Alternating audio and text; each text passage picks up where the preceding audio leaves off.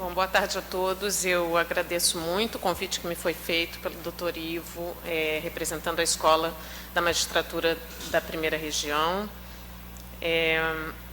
Cumprimento o Dr. Souza Prudente, o desembargador Souza Prudente, sei que ele não está presente, né? Mas também na pessoa de Hércules Como é que Fajoses, o vice-diretor da Escola da Magistratura da Primeira Região. Cumprimento o Dr. Lincoln, e é uma honra, um prazer estar com o senhor aqui na mesa. E também, sem mais delongas, eu vou começar a minha fala. Eu acho que ela dialoga um pouco com as falas anteriores aqui dessa tarde, da Isabela e da Ana Elisa, que tratam um pouco da questão de quais as razões que o juiz deve adotar, em que ele deve se basear para decidir as lides penais. Me foi apresentado esse tema no seminário do BCCRIM, eu fiz uma fala no seminário do BCCRIM sobre esse assunto, e no seminário do BCCRIM, o tema da mesa era o Poder Judiciário como ator político-criminal, ou seja, e aí, a partir daí, como que a Justiça Penal deve decidir, e se a Justiça Penal deve decidir adotando razões políticas, e o que significaria isso? Então, eu pergunto, os juízes criminais são atores políticos, para começar? Não há dúvida de que o Poder Judiciário é um dos poderes políticos da República Brasileira. Nesse sentido, poderíamos afirmar que o Judiciário ou os juízes que o integram são, sim, atores políticos. Contudo, apesar de nós reconhecermos o Judiciário como um poder político do Estado, essencial numa democracia, há uma peculiaridade que distingue o Judiciário dos demais poderes da República. Que peculiaridade é essa? O Judiciário não é tributário de votos, ele não é integrado por membros que são eleitos pelo povo. Então, qual é a legitimidade democrática do Poder Judiciário? Por que ele pode exercer uma parcela do poder político se ele não recebe votos? Ronald Dworkin, ao responder à indagação sobre se os juízes tomam decisões políticas, ele diz o seguinte: naturalmente, as decisões que os juízes tomam devem ser políticas, em algum sentido. Essas decisões, especialmente quando se referem à esfera pública, elas têm consequências políticas, pois solucionam controvérsias políticas. Ao julgarem determinados casos, os juízes invariavelmente vão atender a algum grupo político em detrimento de outro. Poderia aqui dar o exemplo para vocês de um julgamento pelo Supremo Tribunal Federal, da DPF 378, em que o Supremo decidiu o rito que deveria ser seguido no processo de impeachment instaurado contra Dilma Rousseff. Evidentemente, quando o Supremo Tribunal Federal é chamado a mediar, a decidir as regras que vão ser adotadas no processo de impeachment, está tomando uma decisão política. Porém, após reconhecer essa faceta política da atuação dos juízes, Dworkin faz um questionamento que é fundamental para o debate que se trava no Brasil hoje, especialmente na jurisdição criminal. Ele pergunta: os juízes devem decidir-se valendo-se de fundamentos políticos, de modo que a decisão seja não apenas a decisão que certos grupos políticos desejariam, mas também que seja tomada sobre o fundamento de que certos princípios de moralidade política são corretos? Quais são as razões, então, eu pergunto, que devem guiar as decisões judiciais? Inicialmente, a gente tem que distinguir situações em que os juízes se guiam por razões ou argumentos políticos, daquelas em que os juízes se guiam por razões de natureza político-partidária. Para poder estabelecer, que eu acredito que aqui ninguém discordará disso, que os juízes não podem atuar com motivações político-partidárias. Isso está vedado na Constituição. Também não se pode negar que os juízes possuem, cada qual, condicionamentos políticos, ideológicos e culturais, que determinam o modo como eles percebem e compreendem as coisas do mundo. E as subjetividades influenciam a forma como cada juiz aprecia a causa e forma a sua convicção. Mas a discussão que se propõe aqui é se os juízes, e notadamente os juízes criminais, podem se basear explicitamente em argumentos ou razões políticas para lastrear suas decisões e se é legítimo que os juízes façam isso. É possível identificar, desde a promulgação da Constituição de 88, um movimento de maior protagonismo judicial, em que os juízes em geral e o Supremo Tribunal Federal em particular adotam argumentos políticos em diversos temas e muitas vezes se substituem ao poder legislativo e executivo para implementarem políticas públicas que seriam necessárias à efetividade de normas constitucionais, notadamente aquelas normas que asseguram direitos sociais. Por exemplo, demandas por fornecimento de medicamentos, demandas por alocação de recursos para o funcionamento de hospitais, etc. Nessa linha, eu cito um precedente do Supremo Tribunal Federal, no agravo de instrumento 598-212, em que o Supremo Tribunal Federal determinou ao Estado do Paraná que instalasse a sua Defensoria Pública no ano de 2014. O que diz o ministro Celso de Mello, que é o relator do caso? É lícito ao Poder Judiciário, em face do princípio da supremacia da Constituição, adotar em sede jurisdicional medidas destinadas a tornar efetiva a implementação de políticas públicas, se e quando se registrar uma situação configuradora de inexcusável omissão estatal, que se qualifica como um comportamento revestido da maior gravidade político-jurídica, eis que, mediante inércia, o poder público também desrespeita a Constituição, também ofende direitos que nela se fundam e também impede, por ausência de medidas concretizadoras, a própria aplicabilidade dos postulados e princípios da lei fundamental. Então, verificou-se um protagonismo do Supremo Tribunal Federal na tomada de decisões visando a implementação de políticas públicas não implementadas pelos poderes legislativo e executivo em diversas áreas, e uma expansão, assim, da jurisdição constitucional. Tem vários exemplos que eu estou citando aqui, eu vou resumir um pouco a minha fala, porque eu sei que o tempo é apertado, pular algumas coisas, mas eu vou dar 3 exemplos. O caso Raposa Serra do Sol, eu não estou falando ainda de direito penal. No caso Raposa Serra do Sol, o Supremo Tribunal Federal estipulou 9 condicionantes concernentes à validade e alcance da demarcação, bem como ao acesso à reserva, ao uso de seus recursos e a preocupações de defesa nacional para demarcar a reserva indígena, condicionantes que não estavam explícitas na Constituição, nem tampouco em legislação infraconstitucional. O caso da decisão sobre a união homoafetiva. O Supremo Tribunal Federal equiparou as uniões homoafetivas às heteroafetivas para todos os efeitos legais, conferiu proteção a esses casais não contemplada na literalidade do dispositivo constitucional que reconhece a união estável entre homem e mulher como entidade familiar. O caso da interrupção de gestação de fetos anencefálicos. Foi prevista uma exceção à incidência do tipo penal de aborto, e o Supremo invocou a inviabilidade da vida extrauterina de tais crianças, a dignidade e autonomia das mulheres que não deveriam ser obrigadas pelo Estado a manterem essas gestações. Fez-se assim que o Supremo foi, ao longo dos anos, adotando uma jurisprudência criativa, apoiado no caráter programático e principiológico da Constituição de 88.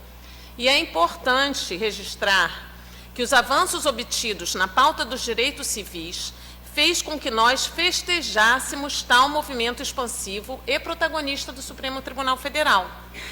Contudo, em determinado momento, essa questão se colocou na jurisdição criminal, tendo como marco temporal o processo do Mensalão, em que teria sido identificado um quadro de corrupção sistêmica, atingindo as mais altas esferas de poder político do país.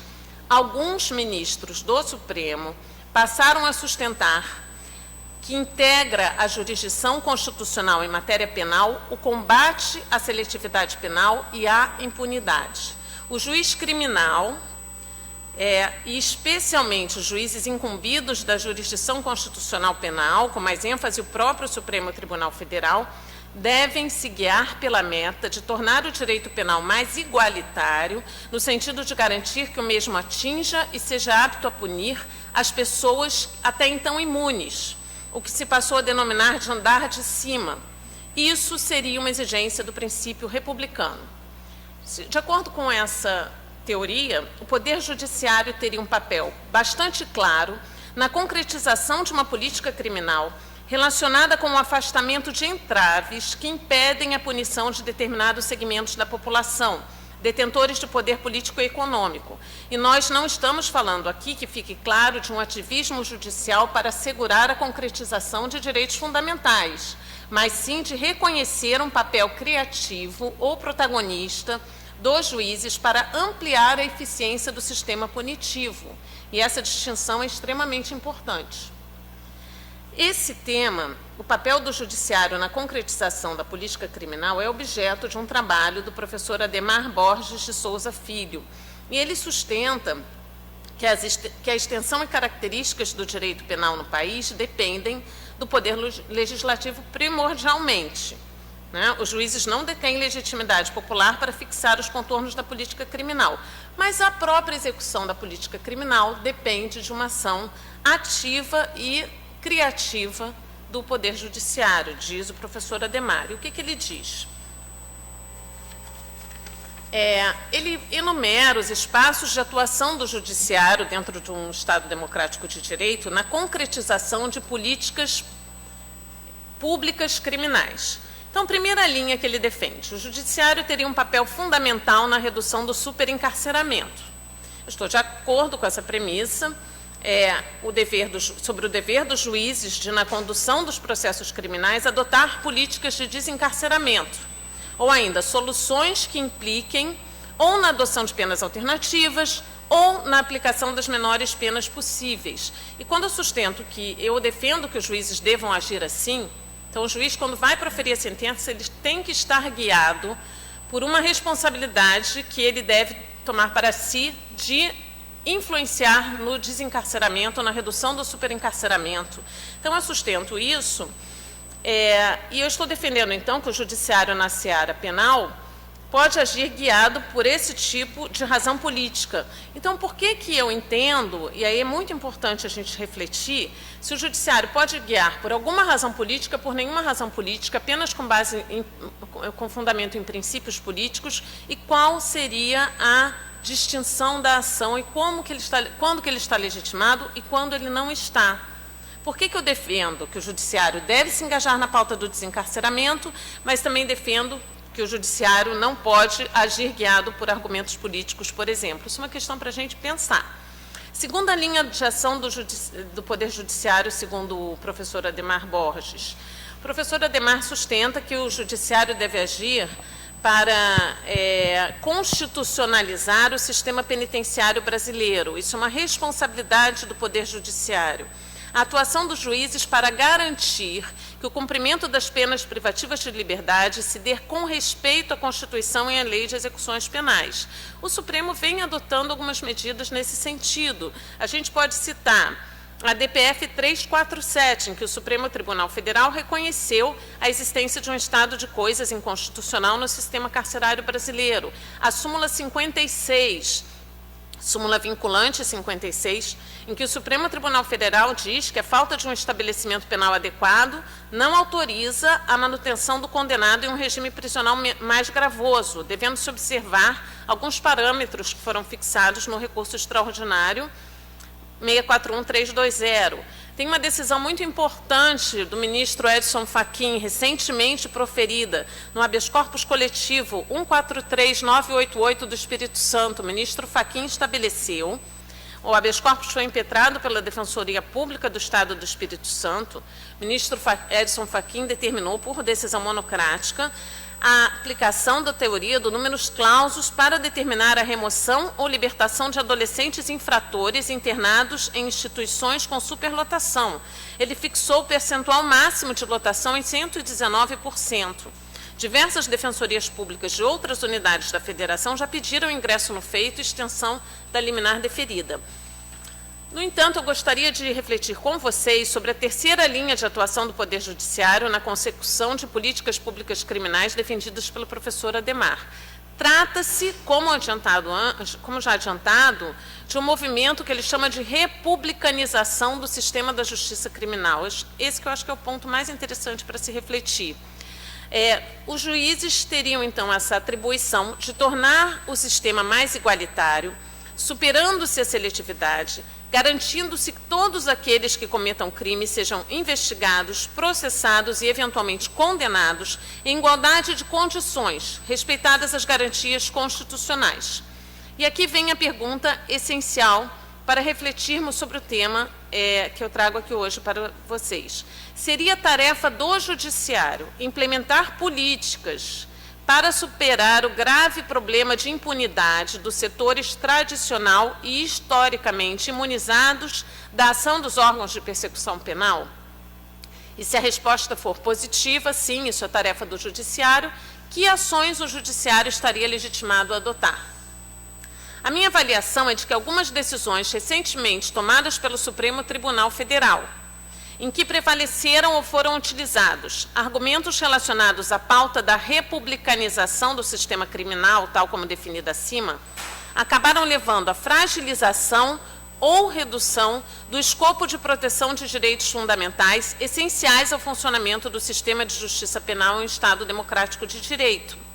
De início, cumpre fazer uma crítica a essa pretensa republicanização do sistema criminal, ou a invocação do princípio republicano no discurso de combate à impunidade. E eu uso aqui um pequeno trecho de um trabalho do professor Daniel Sarmento, em que ele fala, o nome do texto é O Princípio Republicano nos 30 anos da Constituição de 88, por uma República Inclusiva. O professor Daniel Sarmento começa a falar sobre o que seria esse princípio republicano e depois ele começa a discorrer sobre desvios identificados na definição desse sistema republicano. Eu acho que o principal desvio identificado pelo professor Daniel Sarmento, que eu acho interessante registrar, é o seguinte: ele chama de republicanismo dos heróis mascarados. E ele diz: o republicanismo dos heróis mascarados ocorre quando setores da sociedade, cansados diante de graves problemas que parecem invencíveis, como a corrupção, deixam-se seduzir pela ideia de que a república só pode ser construída pela ação voluntária de alguns heróis e passam a tolerar, quando não a aplaudir, seus excessos e arbitrariedades. No Brasil atual, diz o professor Daniel, esses heróis mascarados são, sobretudo, juízes, integrantes do Ministério Público e delegados envolvidos na persecução e jurisdição penal. A crença na salvação nacional pela ação de vingadores mascarados gera vários problemas. Nessa lógica, a República deixa de ser concebida como uma construção da cidadania, dependente do funcionamento adequado das instituições e do engajamento cívico das pessoas para se converter em dádiva concedida por heróis e deles dependente. O povo não é visto como agente de transformação, mas mero espectador de um filme de faroeste, cabendo-lhe apenas torcer para que os cowboys derrotem os bandidos. E cria-se nesse ambiente, diz também o professor Daniel, um ambiente de tolerância em relação a excessos e violações de direitos cometidos pelos heróis. Esses excessos são muitas vezes aplaudidos pela sociedade e qualquer crítica contra eles ou tentativa institucional de limitá-los é logo vista como manifestação de apoio e de cumplicidade diante de práticas corruptas. Então, estabelecidas essas premissas, eu queria examinar, então, a decisão do Supremo Tribunal Federal no tema da execução provisória da pena. A questão da execução provisória da pena, evidentemente que ela se insere numa discussão, vou pular aqui um trecho que eu escrevi, mas que não há necessidade para uma plateia qualificada, como a dos senhores, né, a discussão sobre o conteúdo normativo da presunção de inocência. Nós temos a Constituição de 88, temos um Código de 1941, temos uma longa trajetória aí de 31 anos, desde a promulgação da Constituição de 88, em que o Supremo Tribunal Federal foi, aos poucos, densificando o conteúdo normativo da presunção de inocência, dizendo no que ela se aplica e no que ela obsta, né, no que ela deve ser um vetor de interpretação de algumas normas infraconstitucionais. É certo que nós temos leis infraconstitucionais que afirmam que os recursos especial e extraordinário não têm efeito suspensivo e que permitem a imediata execução da pena. Por outro lado, nós temos o princípio da presunção da inocência, dizendo que as pessoas devem ser tratadas como inocentes até o trânsito em julgado da sentença penal condenatória. Então, dentro dessa discussão, o Supremo se debruçou Primeiro, em 2009, pelo habeas corpus 84078, ele decidiu pelo plenário que não era possível a execução provisória da pena em decorrência do princípio da presunção da inocência. E mais em 2016, essa orientação foi efetivamente alterada pelo habeas corpus 126292, em que o Supremo Tribunal Federal afirmou que sim, era compatível com a Constituição a execução provisória da pena, significando que uma pessoa pode ter que iniciar a sua pena privativa de liberdade após o julgamento dos recursos que são cabíveis perante os tribunais de segundo grau, independentemente do trânsito em julgado desses acórdãos. Essa decisão do Supremo foi reafirmada na DC 43 e 44, também em 2016. O que eu quero examinar aqui? Eu examino aqui os argumentos pragmáticos deduzidos principalmente no voto do ministro Luiz Roberto Barroso para reduzir o escopo de proteção do princípio da presunção de inocência. O uso de argumentos pragmáticos na interpretação constitucional implica na verificação das consequências práticas das formas de interpretação possíveis.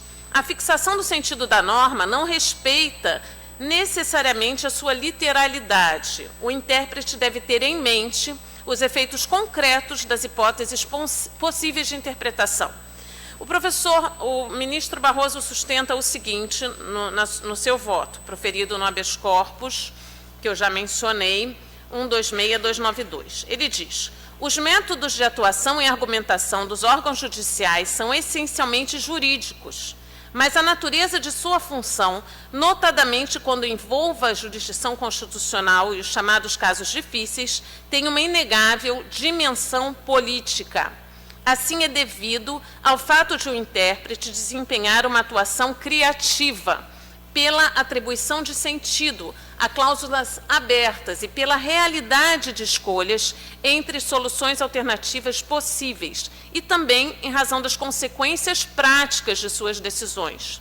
Como é corrente, desenvolveu-se nos últimos tempos a percepção de que a norma jurídica não é o relato abstrato contido no texto legal, mas o produto da integração entre o texto e a realidade.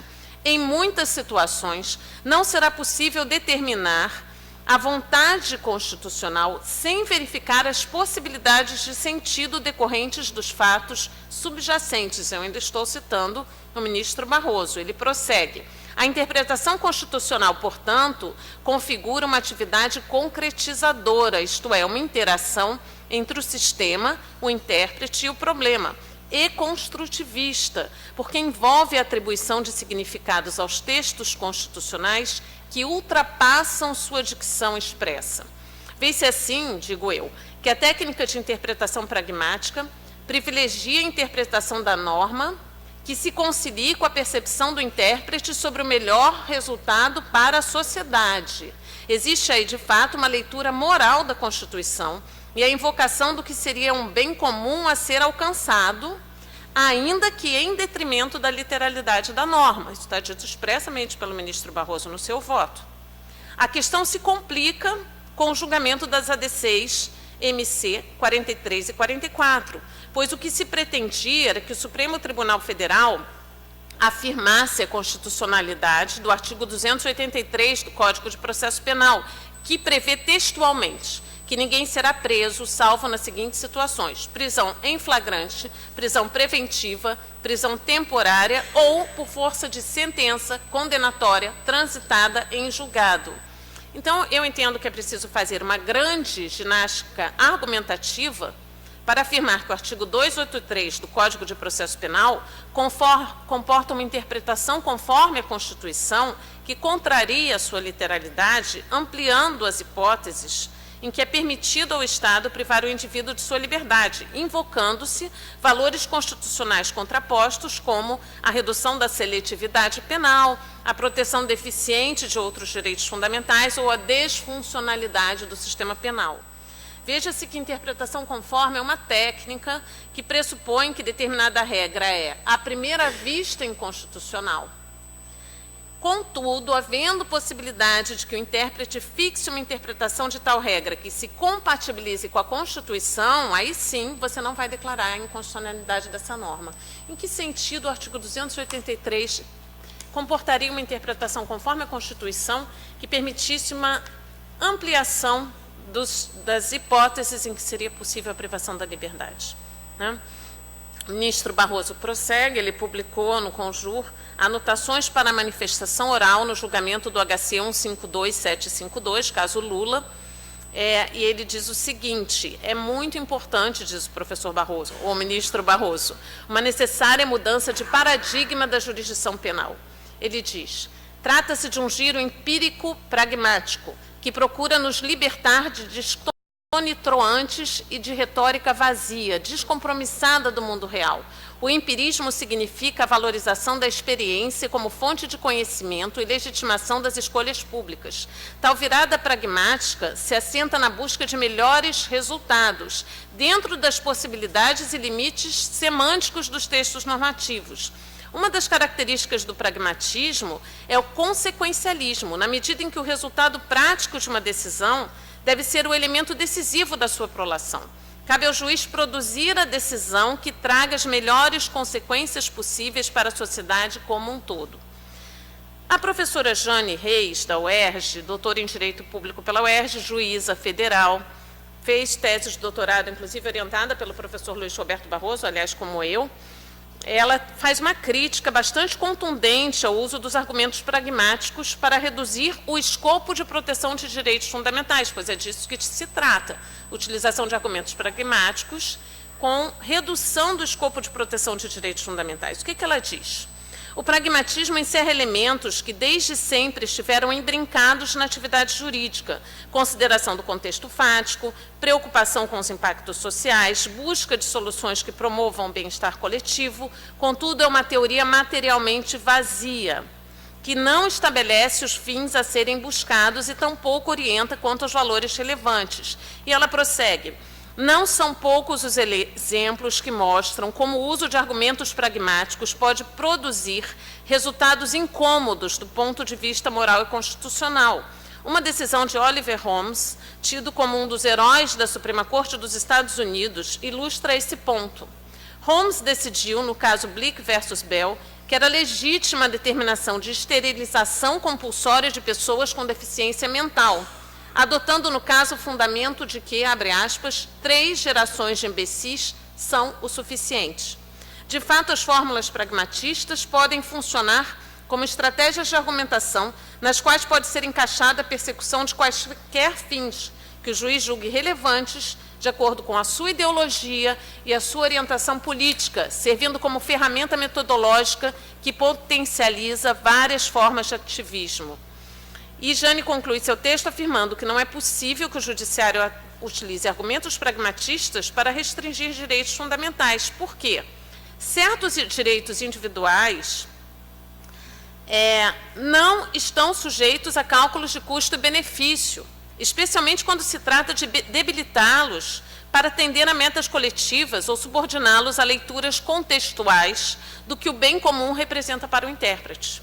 O uso de tais argumentos, digo eu, para sustentar a promoção do bem comum em detrimento de direitos individuais é nocivo, porque corrói os próprios fundamentos de legitimação da atuação criativa dos juízes, seja por tornar muito apagadas as fronteiras que separam direito e política, seja por debilitar a ideia de que seus poderes em insulamento visam a fortalecer a proteção dos direitos. E aqui a gente pode voltar à pergunta sobre a legitimidade democrática do judiciário. Em que reside essa legitimidade, se não na atuação contramajoritária de proteção a direitos fundamentais? Então, quando você justifica a restrição ao princípio da presunção da inocência com base em uma suposta colisão de princípios, essa é uma estratégia argumentativa que escamoteia o que realmente está em jogo na tomada de decisão, porque não se está realmente diante de uma colisão de princípios.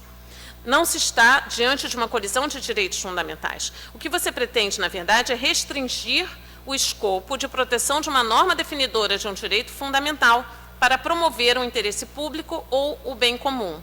E o que se pode observar da análise desse caso e de outros congêneres é que quando o juiz se conduz no processo com o propósito de implementar políticas específicas, todo tipo de discurso argumentativo passa a ser usado para justificar indevidas restrições a direitos fundamentais. Nesse ambiente, especialmente nos casos que envolvem a Operação Lava Jato, tem sido possível identificar uma radicalização de posições com a adoção de discursos de forte carga moral e extremamente maniqueísta, onde se recorre a categorias como bons versus maus, defensores da velha ordem versus nova ordem, a turma do avanço, a turma do atraso, aqueles que têm seus corruptos de estimação e os que não transigem com a corrupção, a turma do abafa, os que estão afinados com as demandas da sociedade por um país melhor e mais decente e os que não estão afinados com essa demanda da sociedade, etc. Parte-se para a desqualificação de todos aqueles que eventualmente divirjam ou critiquem os procedimentos adotados no âmbito da Operação Lava Jato, o aumento da polarização e obstrução dos canais de diálogo levam a disputas políticas acirradas envolvendo, inclusive, os ministros do Supremo Tribunal Federal, criando-se um ambiente que fragiliza a sua posição político-institucional no Estado democrático. O professor Conrado Hübner Mendes e o professor Diego Werneck, dentre outros, têm estudado esse tema, apontando um isolamento e voluntarismo dos ministros do Supremo, pedidos de vista com efeitos de obstrução de julgamento, manipulação de pautas, etc. Conrado Hübner ressalta que, em um momento de crise institucional, o Supremo Tribunal Federal tem se conduzido não como aplicador distante do direito, mas sim como adversário ou parceiro de atores políticos diversos. Ao invés de funcionar como poder moderador, converteu-se em um poder tensionador, diz Conrado Hübner. O ator que deveria apagar incêndios fez-se incendiários. E é bem interessante a análise dos julgamentos que ocorreram sobre a execução provisória da pena e também da situação particular do presidente Lula nesse contexto. Estabeleceu-se no Supremo claramente uma disputa política em torno da execução provisória da pena, que pouco tem a ver com os argumentos jurídicos que embasam os votos divergentes. Tal disputa política possui dois motivos na minha avaliação. A execução provisória da pena é apontada pela força-tarefa da Lava Jato, assim como era pelo juiz Sérgio Moro, como fundamental para o sucesso da operação, na medida em que a certeza, ou ao menos a probabilidade da punição, é essencial para que o investigado acusado firme acordo de colaboração premiada, na linha do que sustentou agora a professora Anelisa, e a disputa que se estabeleceu em torno da pessoa do presidente Lula, isso em meio a um processo eleitoral em que ele era o primeiro colocado nas pesquisas de opinião. Sua prisão após o julgamento da ação penal pelo Tribunal Regional Federal da 4ª Região neutralizou sua participação no processo eleitoral. Os ministros que compuseram a maioria do julgamento das ADCs 43 e 44, cujo score foi de 5 a 6, criticam os ministros que vêm deferindo liminares para impedir a execução provisória da pena em casos isolados. Então, nós tivemos uma manifestação no plenário, por 2 vezes, inclusive, a favor da execução provisória da pena, na ADC 43 e 44, votação de 5 a 6. Os ministros que compuseram a maioria criticam os ministros que vêm deferindo liminares para impedir a execução da pena em casos isolados, acusando-os de desrespeitar a tese jurídica que prevaleceu no plenário já por 3 vezes consecutivas. Por outro lado, os ministros que compõem a minoria questionam o motivo pelo qual, até a presente data, o julgamento de mérito das ADCs não foi colocado em pauta pela presidência do Supremo Tribunal Federal, sendo certo que o relator ministro Marco Aurélio, das ADCs 43 e 44, já vinha se queixando da demora da presidência em colocar o processo em pauta em março de 2018. Ele se manifestou sobre isso numa entrevista que ele deu também ao Conjur. Ademais, também se questiona especificamente quanto ao caso Lula, que foi o HC 152752, o porquê de o ministro Fachin ter afetado o caso ao plenário em 9 de fevereiro de 2018. Tal decisão, por que o caso foi para o plenário? Porque se estivesse na turma, o resultado do julgamento teria sido favorável ao Lula. E aí ele resolveu afetar o plenário. Eu fui procurar no site, cadê a decisão do ministro Fachin, dizendo por que ele estaria afetando o caso ao plenário. Tal decisão não está disponível no site do Supremo. Fazendo referência mesmo em despacho posterior, o ministro afirma que a remessa ao plenário havia se justificado porque a matéria de fundo se projetava induvidosamente na atribuição maior do plenário. Contudo, não há qualquer explicação sobre por que inúmeros outros habeas corpus impetrados sobre a possibilidade de execução provisória da pena não tenham sido remetidos ao plenário, já que a matéria de fundo é sempre a mesma. O fato é que a composição à época da segunda turma era favorável à tese de impossibilidade da execução provisória da pena. Ministros Toffoli, Lewandowski e Celso de Mello haviam se posicionado nesse sentido. O ministro Toffoli tem uma posição intermediária, afirmando que a execução seria possível após o acórdão do STJ, e o Lula, na época, não havia sido julgado no âmbito do STJ, o que só viria a acontecer mais de um ano depois. Vê-se que esse ambiente de polarização acabou justificando a adoção de estratégias por parte de alguns ministros do Supremo, estranhas ao debate jurídico subjacente, para a definição do timing do julgamento, inclusive para a fixação do próprio órgão julgador do caso Lula, quando houve o deslocamento do HC para o plenário. Aliás, é uma tônica nos procedimentos da Lava Jato a adoção de critérios de fixação de competência bastante questionáveis, a fim de se obter distribuição dirigida de investigações a determinados juízes, ampliando-se de forma indevida as regras de prevenção e conexão. Agora, eu escolhi o tema execução provisória da pena para demonstrar o que entendo como decisões judiciais criminais tomadas para atender determinadas pautas políticas, ainda que contrariando a literalidade de normas que enunciam direitos fundamentais. Mas há diversos outros exemplos que poderiam ter sido trazidos aqui. Para encerrar, eu gostaria de falar duas palavras sobre o papel da mídia nesse cenário. Acho que dá tempo, porque é bem rapidinho. Sem dúvida, esse fenômeno de politização da atuação do juiz está intimamente ligado à espetacularização do processo criminal. O professor Nabor vai tratar disso mais detalhadamente. Eu até, então, acho que eu até vou pular, porque o professor Nabor vai tratar muito bem disso, que eu sei, que eu já ouvi ele falando sobre isso semana passada, inclusive. Mas eu digo o seguinte: os comportamentos adotados pelos ministros do Supremo, que se veem como defensores do sucesso da Operação Lava Jato, são justificados pela demanda da sociedade contra a corrupção. Nesse sentido, o Supremo Tribunal Federal só estaria cumprindo o seu papel institucional se assumisse a bandeira do combate à corrupção sistêmica, pois essa seria uma exigência da opinião pública, e uma exigência da opinião pública que o Supremo rompa com o paradigma da impunidade.